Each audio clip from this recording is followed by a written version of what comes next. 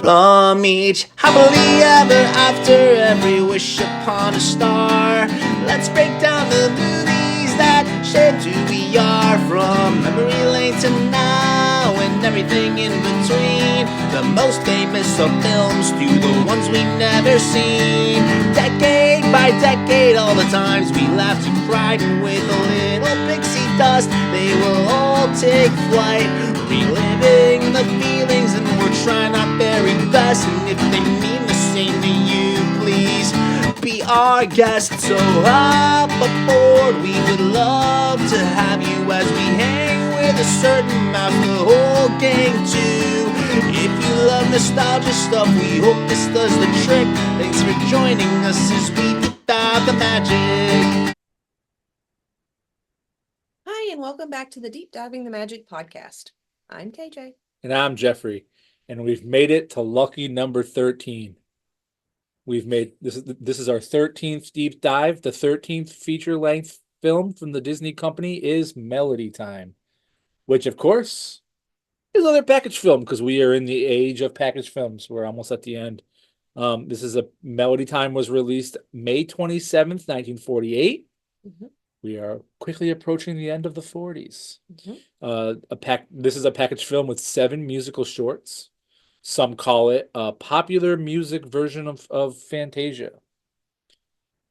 Our friends Bobby Driscoll and Luana Patton from Song of the South are back.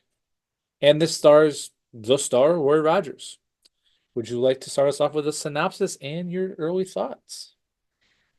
Okay. It is an anthology of animated vignettes set to contemporary music. It also had a warning prior to the start because of some cultural depictions. Correct. Yeah, it's definitely like a more modern styling of Fantasia. like a Fantasia. Do you agree with that? I can see that, yeah. Yeah. So you ready to dive right in? Yep. So it does start with a book opening. Mm-hmm. And it covers 7 stories. 7 shorts. Yep. It also starts off with a paintbrush painting the stage and the performers for it to start, which I thought was a good touch. Yep. Would you like to touch on the first short? So the first short was called Once Upon a Wintertime, and it's love stories on thin ice. If someone freezes, kiss them. It solves everything. Is that what it said? No, that's what I said, Oh, because oh, they freeze, you kiss them. yeah. Freeze everything. But he has a nose and she doesn't. The guy that in the movie, he had a nose and she didn't, and it bothered me. He also creepily kisses her picture, but I'll get to that in a second. But if you freeze to death, you should kiss someone. Absolutely. It according to Disney magic, it saves them. That's right. There's a snowstorm, so we are 12 for 13 with a weather storm. Yep. Couples are in love on a wintry day. Mm-hmm. There's also cute little couples of rabbits who are also in love, but they ice skate, but the ice does break. Mm-hmm. But luckily they are rescued from going down a very coincidental wintertime waterfall. I don't know how there's a waterfall in winter where they're ice skating, but hey, Disney magic. She does kiss him on the carriage under the underpass, but he creepily kisses her picture frame, which is creepy. That's all I wrote. I don't know if you have anything else to add on that one. All right. Would you like to spearhead us on the next short then? The next one I enjoyed. It was about a bee. It was called Bumble Boogie, and it follows a bee trying to ward off a visual and musical frenzy. Yeah, I mean, all I wrote about that was it's a weirdly trippy in the Alice in Wonderland way. That's all I got on that one. Okay. I can agree with that. All right. Well, since you're kicking us off, how about the next short? We got a little bit more to say about this next one. So the next one was The Legend of Johnny Appleseed and Storybook. Yep. What else you got? It's a retelling of the story of John Chapman, who spent most of his life roaming the Midwestern United States, mainly Ohio and Indiana, in the pioneer days, and he was planting apple trees, thus earning him his famous nickname. He also spread Christianity, which I don't think we talked about in school when we talked about Johnny Appleseed. But Dennis Day narrates the story as the old settler who knew Johnny well. Mhm. And he provides the voices for both Johnny and his guardian angel. So I do have a couple of notes on this one. Mhm. I've seen this one before. Okay. The American Folklore book opens and it says Paul Bunyan's axe, John Henry's hammer, Davy Crockett's rifle, and John Chapman, aka Johnny Appleseed. Mhm. There is a Disney movie from my childhood, so a bunch of years from now, Mhm. where they dive into a lot of these folklores. But Yep. this is the return of an apple in a Disney movie. It's kind of like an origin story, actually. What if Yeah. Johnny's many trees were the ones that produced the evil queen's poisonous apples? Mhm. He did spread them. It probably did. So something that I couldn't let pass up because it doesn't always happen. I was able to prove you wrong when I proved that he was born in the state of Massachusetts, just like me. Maybe I am Johnny Appleseed. So Okay. the reckless men were coming in their wagons, and Johnny just so happens to know their song and begins singing it perfectly. Yeah. The forest animals get the skunk to tell Johnny he has to leave their land, kind of like how the dwarfs force Dopey into checking on the Snow White monster. But Johnny then pets and plays with the skunk, causing all their other critters to come and get He's a pet lover of all and be critters. friends. Do you think that the reason that skunks spray people is because they're not getting pet? Like Johnny kind of Sure. pet the skunks and others they Probably expect more it. because they're startled. Yeah. So then the rain comes. So if you're saying that the snowstorm really doesn't count, well, take that because it was a rainstorm. I wished I could save one of these and put it back earlier. But so then the apple trees grow. The settlers play music and they sing songs of Johnny Appleseed. Yep. Kind of like in Fort Wilderness at Walt Disney World, Mhm. which we love. He does pass away, but he has a lot of work planting apple trees in heaven. Do you think speaking of planting apple trees in heaven, the last thing I have to say about this is do you think the Martins and the Coys were eating at his apples while they were fighting in heaven? They're probably throwing them at each other. Yeah. Kind of like in that Victory Through Air Power where the dude's like throwing the Yes. shoe or whatever. So that's all I got on that one. I had more. Go ahead. So Chip and Dale looked like they were in the little scene where you talked about like Back to all of Fort them were Wilderness. eating Yeah. at like the Fort Wilderness area. Yeah. So it looked like Chip and Dale made their first debut in feature length film. Yeah, They did in this short there was the depiction of First Nation peoples. Mhm. But something that I didn't know that I learned after we watched this and I kind of like looked it up to kind of learn more about it. Did you know that this segment was released independently on December 25th, 1955 as Johnny Appleseed? Yeah, I mean it's a famous short, so I guess that kind of makes sense, but yeah, I didn't know. Yeah.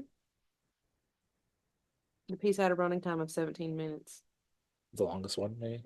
Yeah. making it the film's second longest piece Oh, that makes sense. before they adapted Yeah. it for the melody time. Yep. Mhm. Anything else on it? Mm. All right. Well, I know that you have something to say about our next little section, so we'll go ahead and why don't you start us off on the next one? The next one is Little Toot. Little Toot. Tell us more about Little Toot. So Little Toot is the story of Little Toot by Hardy Bramptke. I'm probably butchering that, sorry. In which the title protagonist, Little Toot, is a small tugboat in New York City, and he wanted to be just like his father, Big Toot. But he couldn't really seem to stay out of trouble. No. The Andrew sisters provided the vocals. The clip features briefly in the Friendship Song on Disney Sing Along Songs volume Friend Like Me. So you may have, I think you watched more of those than I did growing up. Have you met my mother? And it also featured in Sing Me a Story with Belle. So I mean, I don't know. You probably definitely saw it before. Anyway, this segment later served as the inspiration for Tugs. And pretty much to sum it up, Little Toot is just a disaster. He's adorable, but he's a disaster. And something that really disturbed me was the water in the movie or this little clip turned yellow. and it doesn't really give an explanation of it turning yellow, unless it was the time of day. I guess like if the reflection off of it would be yellow, but Well, it did turn we yellow. did learn in And a storm happened. A storm happened in yeah, this so one too. we did learn in Dumbo that the smallest little alcohol poured into water makes Well, this was the ocean, so so imagine I how much don't elephant will get drunk. I don't think that that's what it was. Um, And then the buoys in this clip were super scary and would have caused little KJ lots of anxiety. So, but I loved them too. I yeah. thought he was cute. And I don't think, but I like to pretend that at Hollywood Studios that on the other side of Gertie is this little Toot. It's a giant ship. That is not Little Toot at all. But It's little Toot. so He grew up. there's a very catchy song in this, like you said. Little Toot does keep messing up, but he wants to be like his dad. Yeah.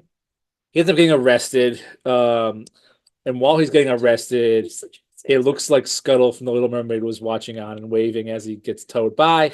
We actually reviewed this. I don't think it looks anything like Scuttle. No, but it's Jeffrey swears it's Scuttle. Scuttle. And you know, he was up studying names of stuff to tell Ariel 40 years later. Little Toot does end up redeeming himself by saving the ship liner, and there's a good ending to that short. So that's what I got for that one. And then the water turns yellow. And there's Scuttle. It is not Scuttle. So what do we got for next short? The next short is called Trees. And what do we have for notes for trees? It's basically just a poem from 1913 being recited called Trees by Joyce Kilmer, featuring music by Oscar Rosbach. And it was performed by Fred Waring and the Pennsylvanians.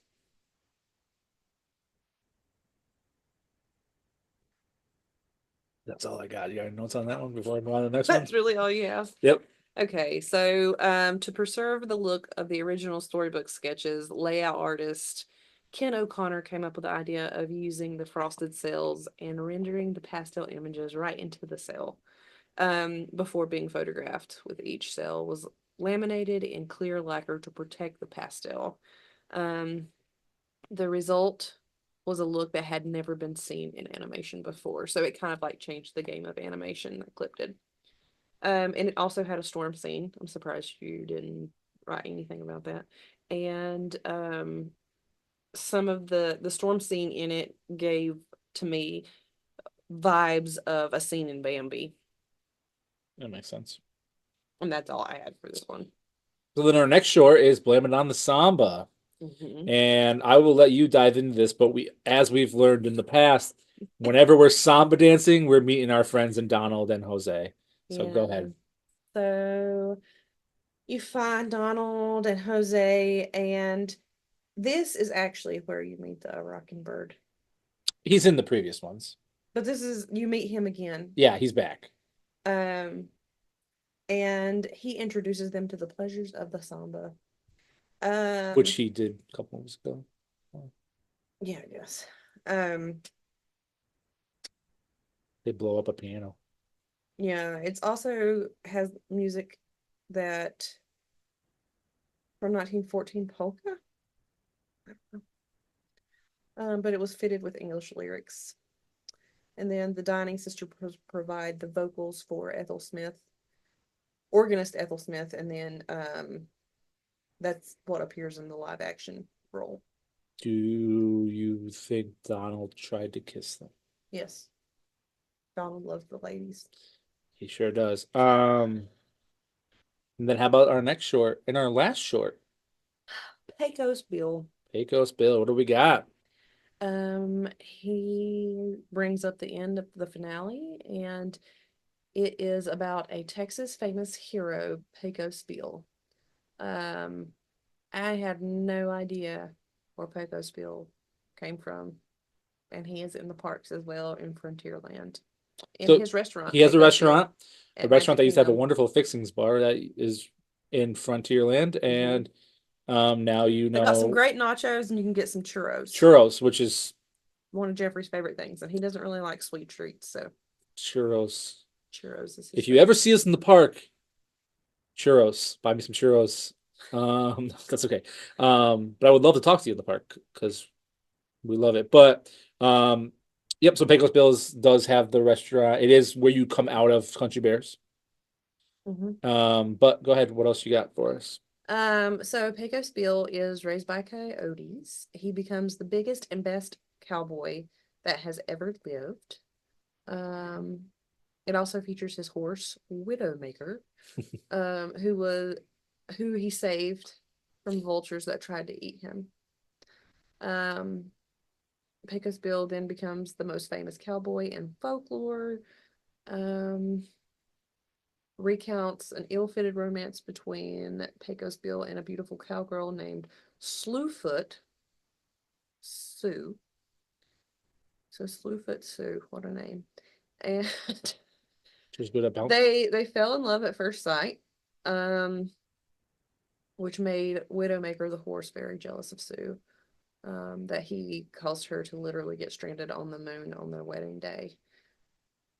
And once again, you have a Disney lady having to settle down for Pecos Bill because he's not a looker. But anyway, so she gets stranded on the moon on her wedding day. He's heartbroken.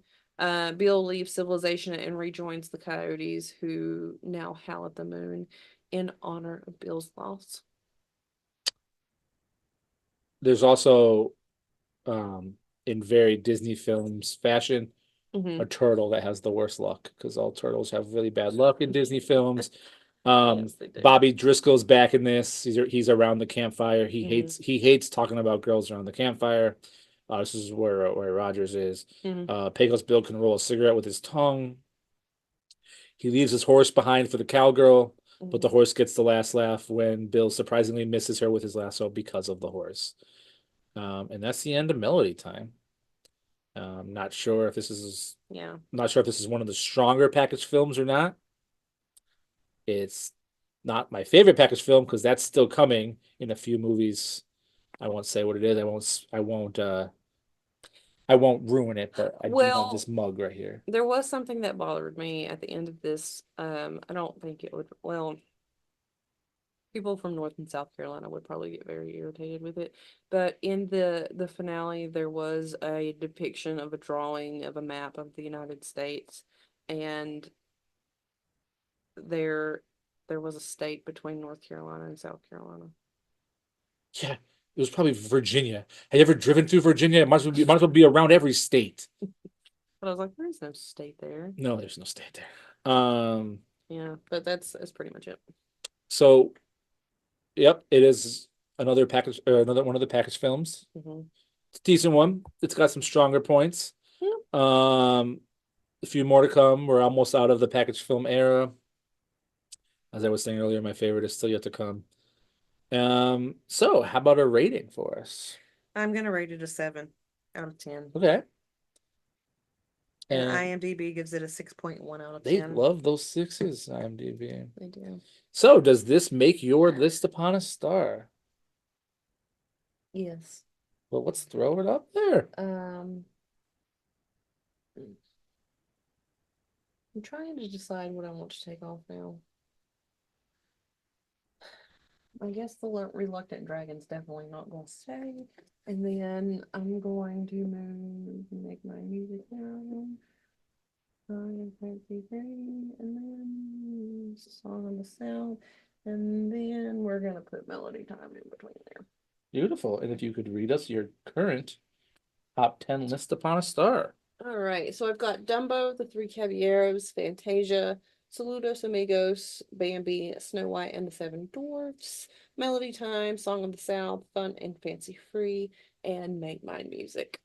And after some long, hard thought, my top 10 list is staying the same. I don't think that this is making it. So my top 10 is still Pinocchio, Snow White and the Seven Dwarfs, the three Caballeros. Little Toots what actually made it hit the board, just gonna say. Dumbo is next.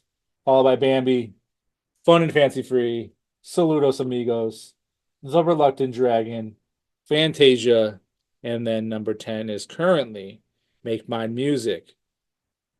Look, we matched that again. But will it stay that way next week? Because next week we're watching something completely different.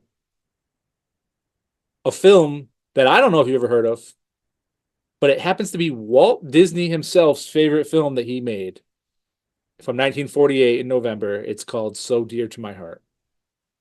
See you then. Thanks for diving the magic. Thanks. Bye.